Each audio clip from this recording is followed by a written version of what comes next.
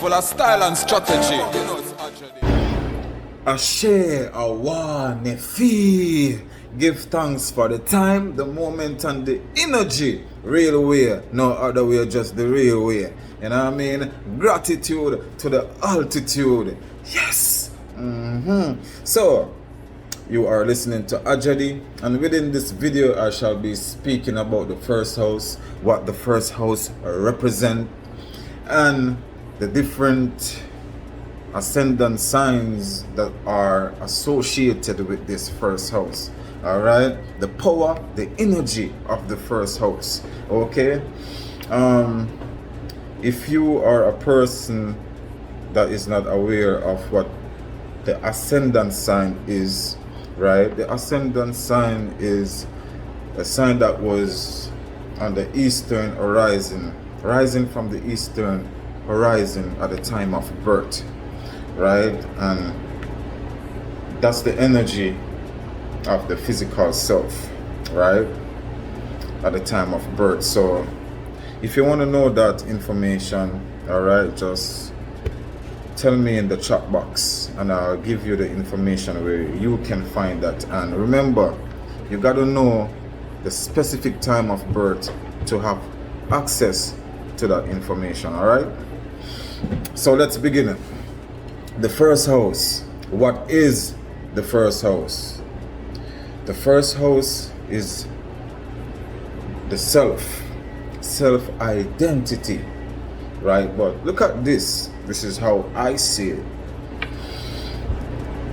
Each and every house is a representation of the body, all right? Because Pisces represents the feet, right? That's the Neptune energy alongside the Jupiter energy too, right? And Aries, the house of Aries represents the head. Taurus represents the throat, right? So in my own perspective, the way I see it, all these houses represent the body, right?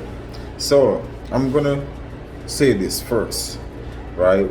Why the first house is the house of self, right? In my own awareness, right? My own perspective. The first house deals with the head, right? It is the head that governs the body. It is the head that identifies what the body is. It is the crown chakra, right, that really gains the ability to overstand what the supreme energies are, right? It is within this head, and within your head or heads, right? Because it's more than one people watching me, okay? All right. So within the head, right, this is where we have the ability to dream, you know, to go to places within the mind, to meditate and have access to that clarity of life within the head. All right. So the reason why they say that the first house is the house of self is because the head identifies self, to know self, right? It's through this mind that we gain full enlightenment, right? Awareness of the mind, of the head, of the brain, okay? So that's why in my own awareness and understanding, that is why they say it is the house of self, okay? This with the head. And the symbol for this first house is the symbol of the ram, which is connected to Amun-Ra, the sun god, right? The king of the sky, the sun. It represents a rebirth energy, right? Continuous rebirth, right? Aligning spirit with self, or energies with the physical self, from the Piscean energy to the Arian energy, from the Neptunian energy to the Martian energy. And that's a flow of electromagnetic vibration, electromagnetism, right? Because Neptune is the water planet and Mars is that fire planet, right? Okay, so Amun Ra is connected to this energy based on the rebirth of life, continuous rebirth, right? New beginnings. This energy of Aries is a cardinal energy, right? Cardinal point, right? The spring, what they call it, solstice, right? The beginning of spring is Aries, and then that energy show forth fresh beginnings, right? New beginnings. Whatever that was dead comes to life again within this fresh beginning. Okay, so I look at it like that too, as the power within that house, right? As a recycle to fresh beginning, right? Aries.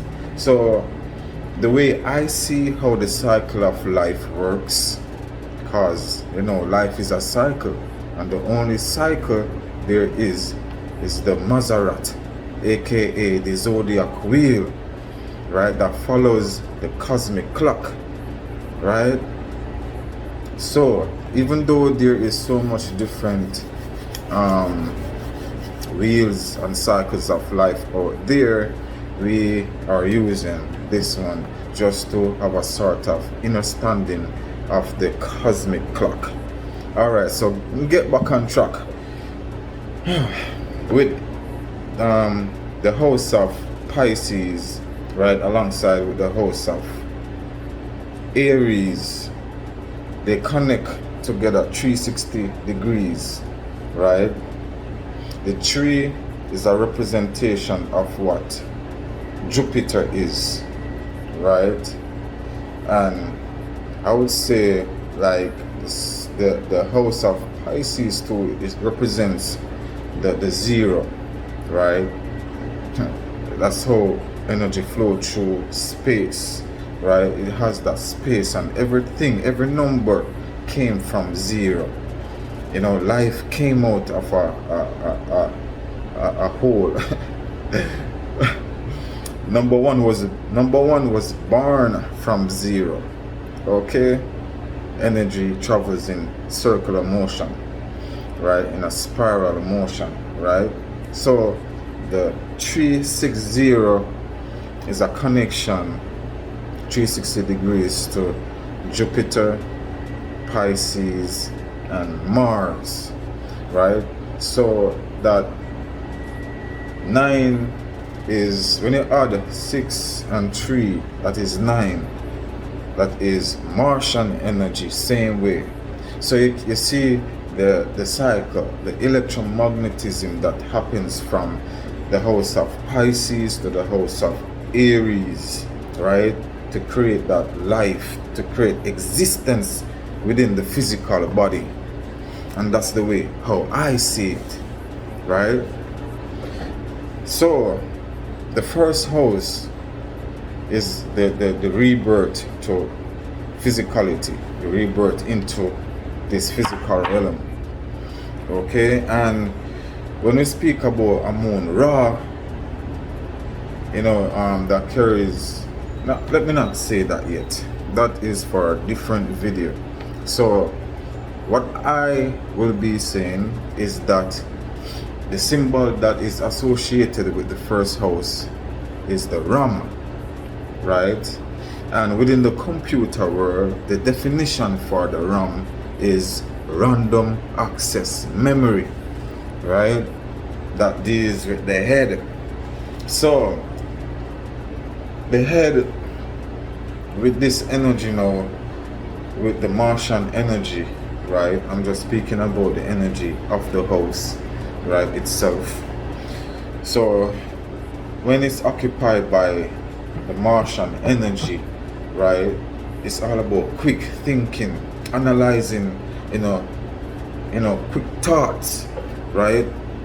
And the way these thoughts really click fast, it's all about like that spontaneous action, spontaneous combustion of thoughts coming within the mind. So these people think quick and move quick. It's all about that quickness, impulsive reactions. And it's all about action when it comes on to this energy, right? The Martian energy within the first house, right? All about action, fierce, okay? So, with that said, I'm gonna be speaking right now about the rising signs, right? And as I said before, rising sign is a sign that was rising from the eastern horizon at the time of birth. So let me begin with Aries. Having Aries within the first house. Oh man. Hold on. Let me take a sip from my holy grail.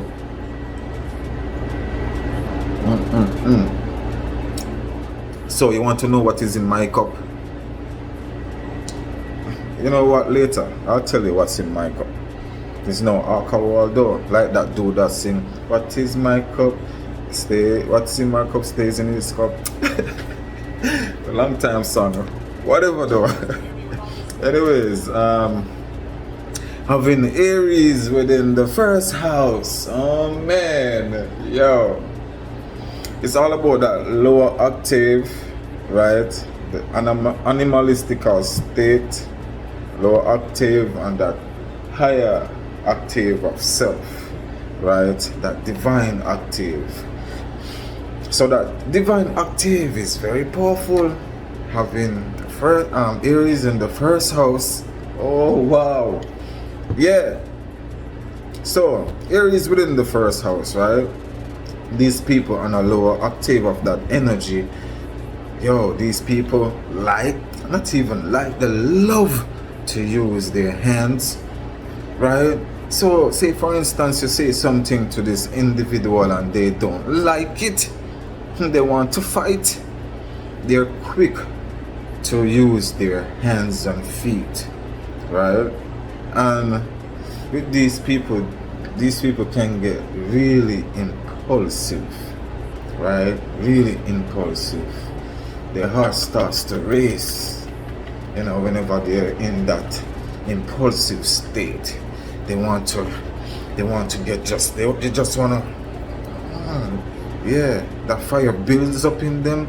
Their body just starts to shake. They want to fight. It's a warrior energy, right? But on this lower octave, a lot of people get themselves in trouble, right? Both physically, spiritually, mentally, and sexually, because these people carry a lot of passion within inside of them. And when it comes on to that sexual energy in the first house, because once they think it within the mind, it sends a message to that area, as in that area of the six, the sexual energy. When the mind perceive whatever they're thinking, it builds up an energy in the lower chakras, right?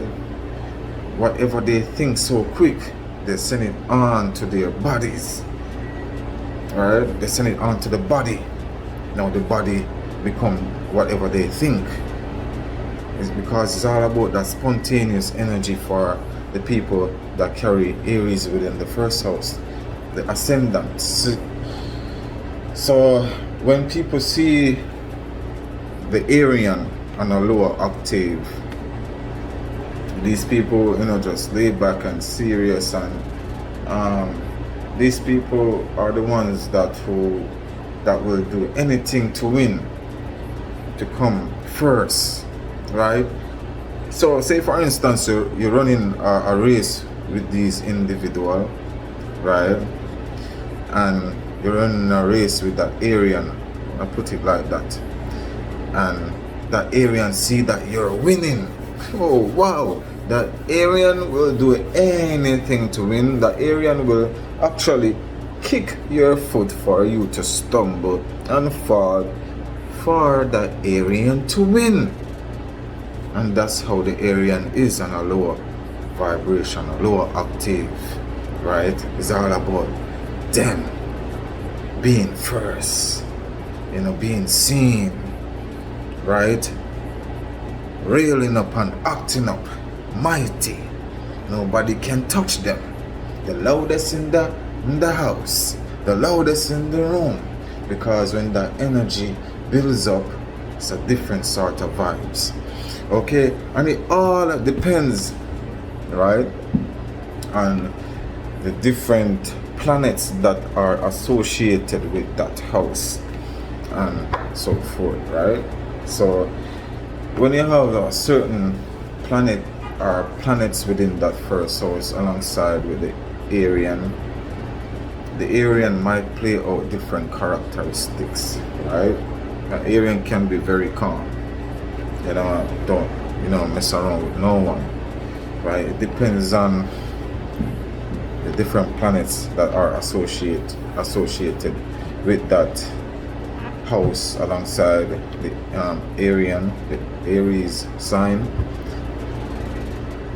Aries riser, right? And it depends on the degrees too, all right, if they share some other energy, you know, within that first house, right? So the energy and a higher octave now is that, you know, that assertive individual, that warrior, that soldier, right, that general.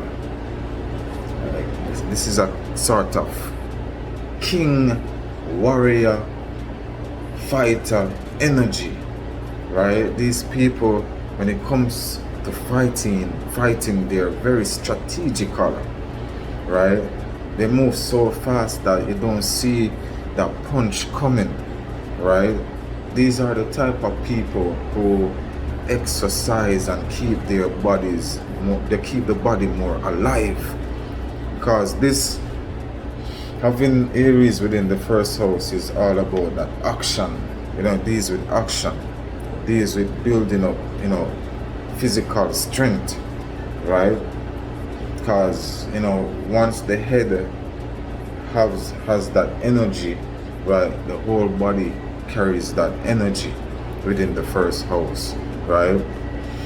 Yes, so all right, let's speak about the Taurus rising, the Taurus riser. Oh man, hold on there, let me have another sip.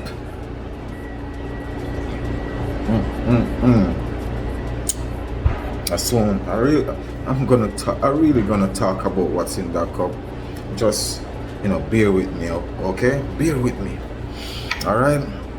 So having Taurus within the first house, you know, Taurus is ruled by Venus.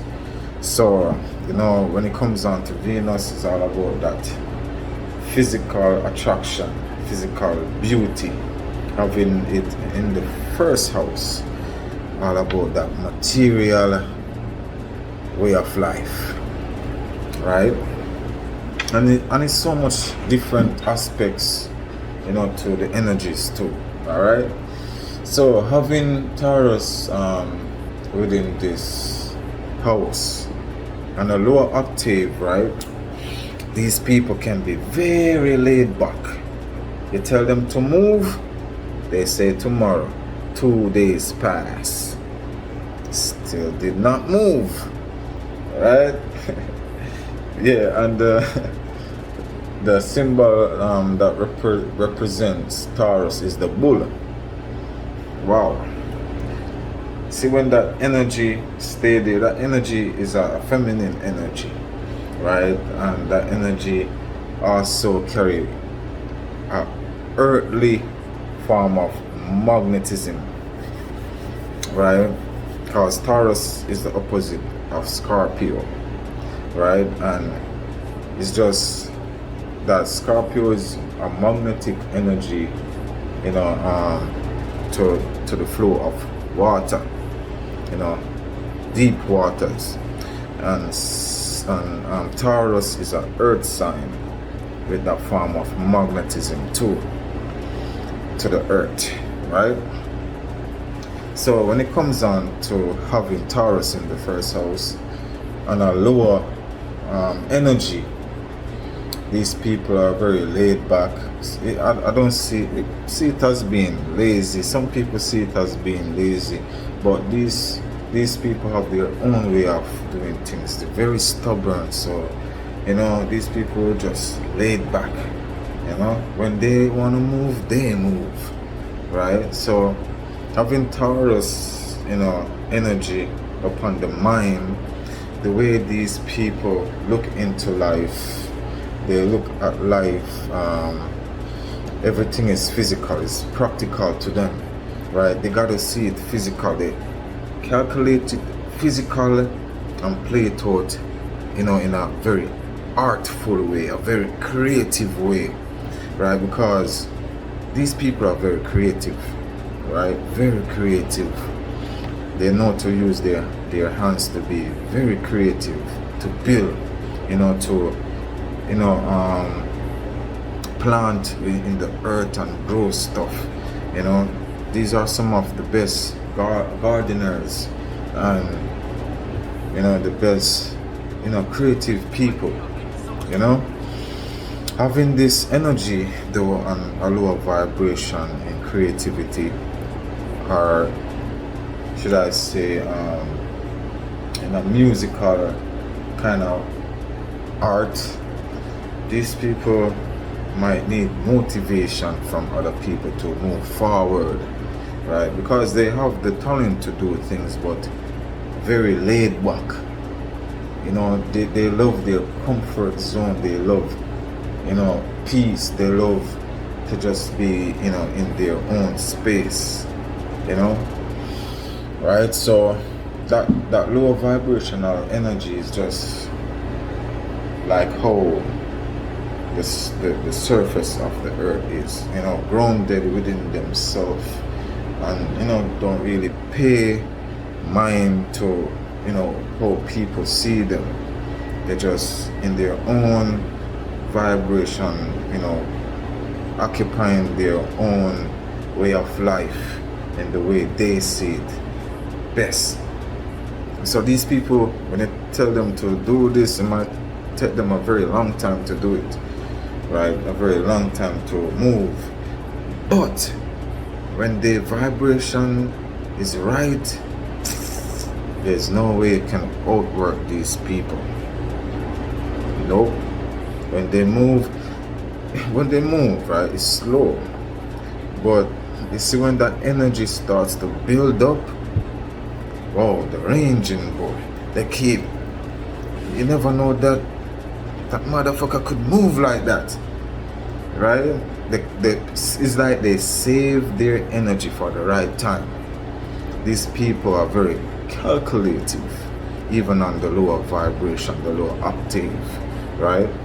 So having this energy on the higher octave, right? Having this energy on the higher octave now, these people are, you know, materialistic in a way that they're so creative, right? That their creativity is very beautiful. When you hear their music, it's very beautiful, right?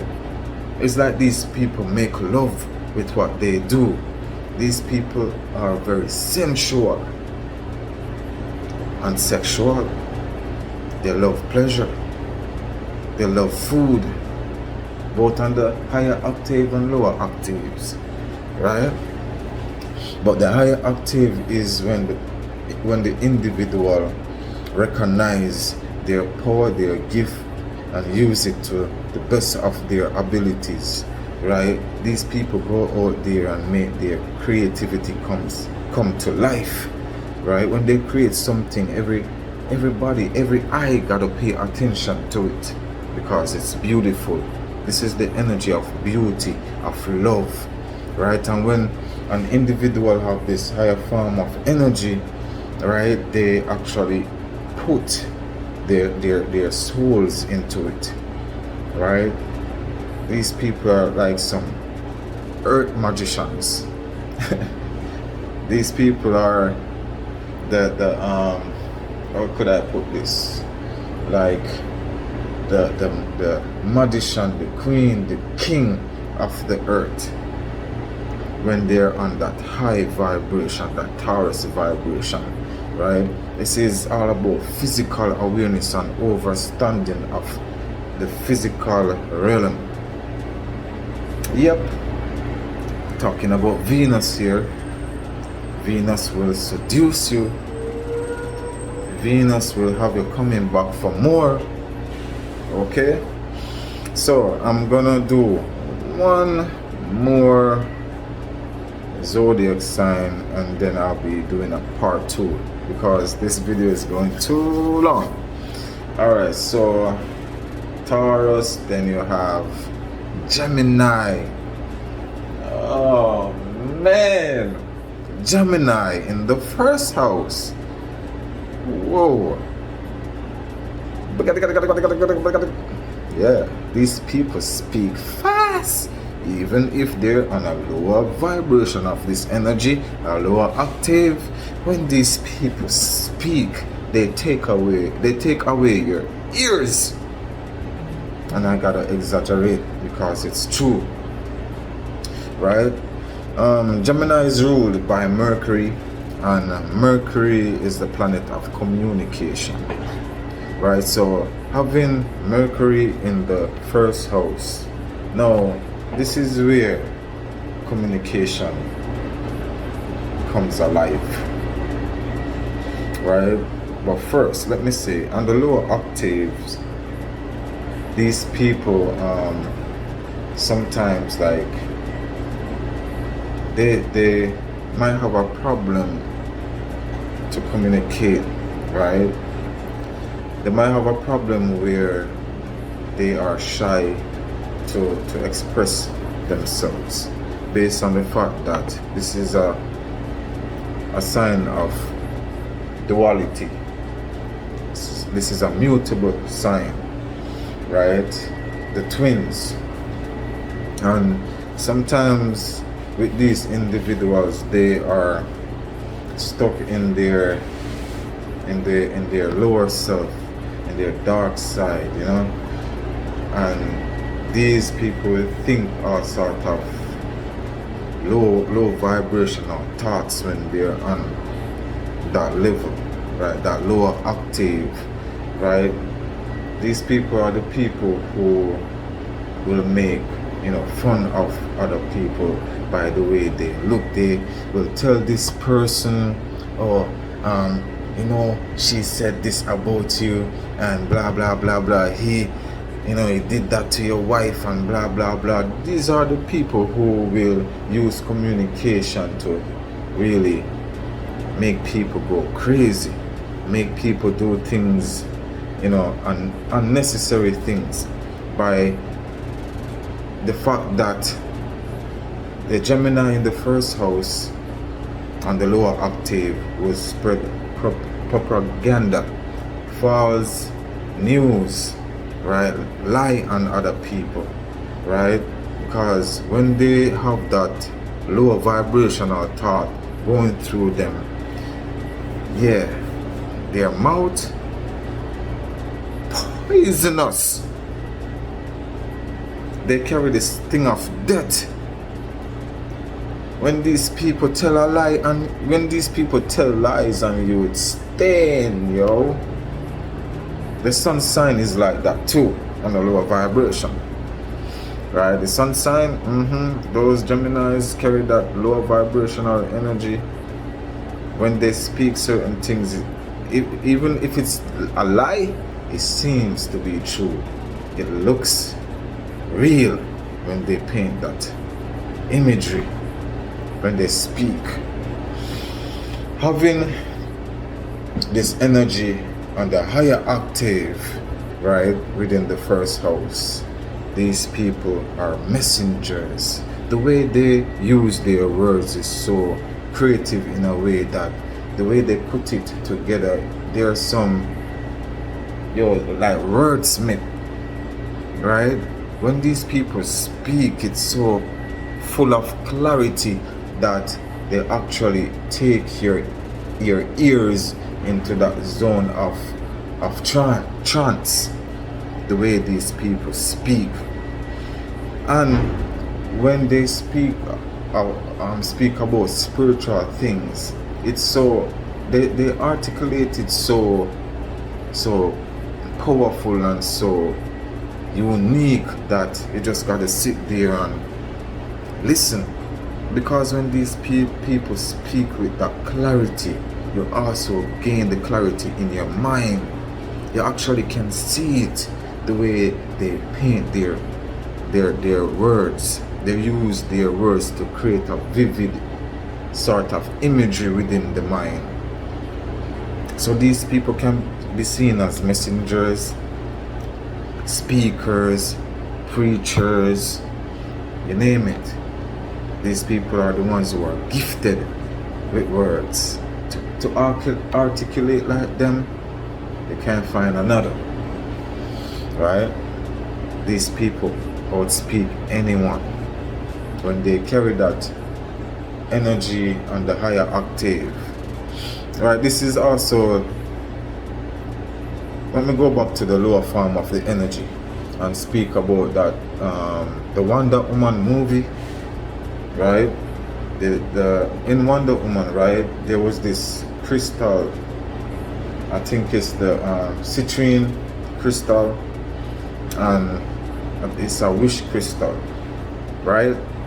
Yeah, and the guy, that's a form of Gemini energy on the lower form, right?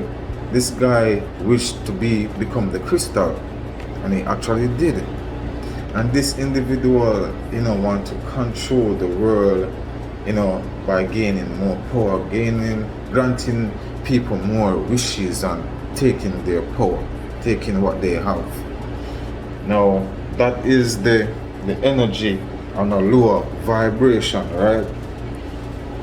Yeah, that is the Gemini energy on a lower vibration.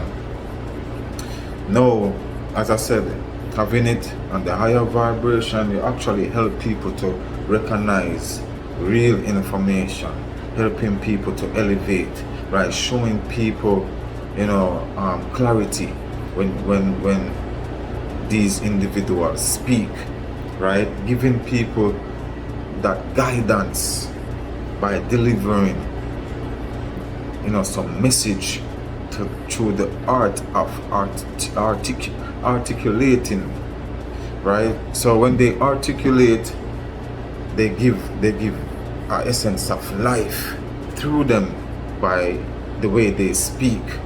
So even artists, singers, when they put their words together, it's magic, right? These people chop up their words in so much different way that they gotta wonder, like, how did he do that? How did she do that? It's just the gift of words when it comes on to the Gemini individual on the higher octave, right? When it comes on to having this energy in the first house too, the Gemini within the first house, these people use their body very unique.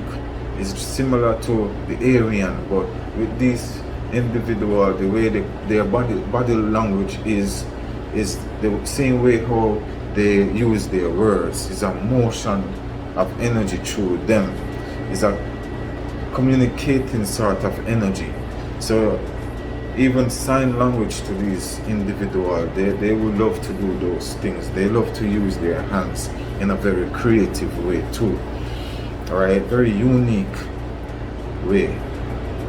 So anyways, though, this was my video, and the first house, and the power of the first house, and the rising signs, the ascendant signs that are associated with the first house. All right, until next time, I'll be doing a part 2 of the first house with Cancer all the way down to Pisces. So until then, stay blissful, stay powerful, stay real. Position yourself for more realism. That realness will be your electromagnetic flow. Whatever is real will come to you when you are real. So the real information will actually be given to you when you function on this sort of ideology, a sort of way of thinking. Anyways, though, you wanted to know what was in my cup?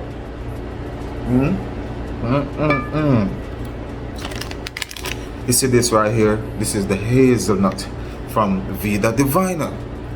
And then you have right here the Tonkat Ali. Oh, this is my favorite stamina for days and days. This is a product of what I call the stamina ramina jamina right here. So if you want this hazelnut, I'm telling you, it tastes very good. And get it from my website, strategist989.vida.com. Right?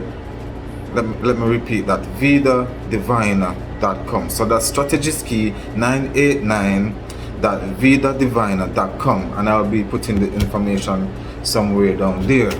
And if you want to detox and get rid of that belly fat, and get rid of toxin within your gut, flush out the system, clean out your colon, this is the Te Divina, which is good for cleansing the body, cleansing your system, right?